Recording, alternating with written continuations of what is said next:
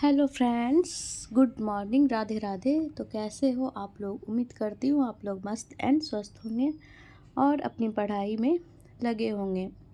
तो यहाँ पे मेरी शुरुआत डेली यहीं से होती है। मैं सबसे पहले जगती हूँ तो यहाँ पे मैं आके प्रणाम करती हूँ और खुद को फ्रेश अप करके उसके बाद बैठ जाती हूँ अपना स्टडी के लिए। मेरा स्टडी का फर्स्ट स्लॉट स्टार्ट होता है मॉर्निंग में।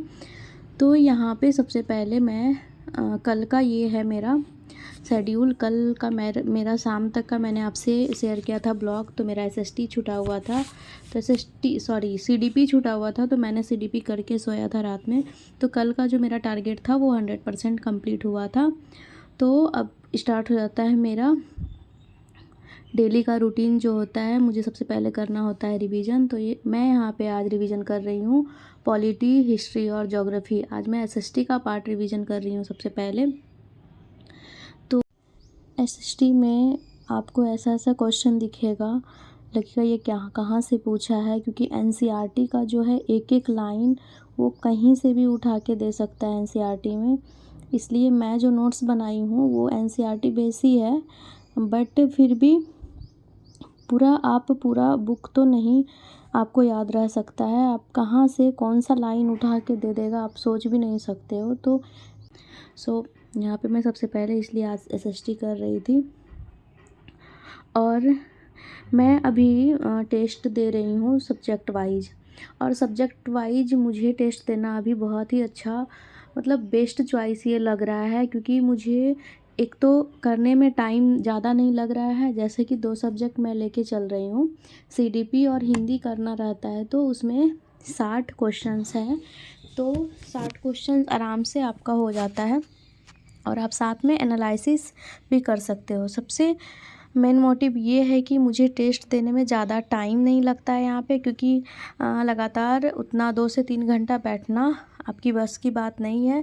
जिसके घर में बच्चे हैं, फैमिली परिवार हैं, तो वहाँ पे तो कोई ना कोई आ गया तो छूट ही जाता है। पता चलता है आज आप यदि छोड़ते हो, मान लो 60 क्वेश्चन आप बना के छोड़ते हो, फिर वो छूटा ही रहता है। 2 दिन बाद लगता है करूँगी, या फिर संडे का वेट करते हैं कि संडे का करूँगी। बट मैं जैसे कर रही हूँ, 2 सब्जेक्ट लेके चल रही हूँ, तो मेरा 3 दिन के अंदर एक सेट ख़त्म हो जाता है। मीन्स 1 सप्ताह में आपका 2 सेट ख़त्म हो जाता है इस टाइप में, और अच्छे से एनालिसिस के साथ होता है। यहाँ पे मुझे ये बेस्ट चॉइस लगा, तो मैं फ़िलहाल यही कर रही हूँ और आप भी करके देख सकते हो। आप में ज़रूर इम्प्रूवमेंट नज़र आएगी, क्योंकि आप जो छोटा छोटा जब डिवाइड करके ऐसे करके करते हो तो आपका जो टॉपिक रहता है आपको पता चलता है कौन सा टॉपिक कौन सा सब्जेक्ट में मुझे ज़्यादा ध्यान देना है, और उस टॉपिक को आप एनालिसिस करते हो, आगे अपना स्टडी करते हो उसके लिए। और जब पूरा मॉक लगाने लगते हो तो बहुत सारा क्वेश्चंस हो जाता है एनालिसिस के लिए, उसमें थोड़ी प्रॉब्लम होती है। हम हाउसवाइफ के लिए, क्योंकि अचानक एक साथ बैठ के करना उतना संभव नहीं हो पाता है, और अभी हम लोग के पास टाइम है तो हम लोग ऐसे करके देख सकते हैं और आप अपनी कमी को ठीक कर सकते हो। तो यहाँ पे अभी हम लोग के पास टाइम है, और लास्ट में यदि 15 दिन या फिर 1 मंथ जितना आपको लगे कि हाँ अच्छा होगा, तो उस टाइम मॉक टेस्ट आप पूरा सब्जेक्ट का एक साथ दे सकते हो, क्योंकि उस टाइम आपके पास बस टेस्ट देना रहेगा, उसका एनालिसिस ही करना रहेगा।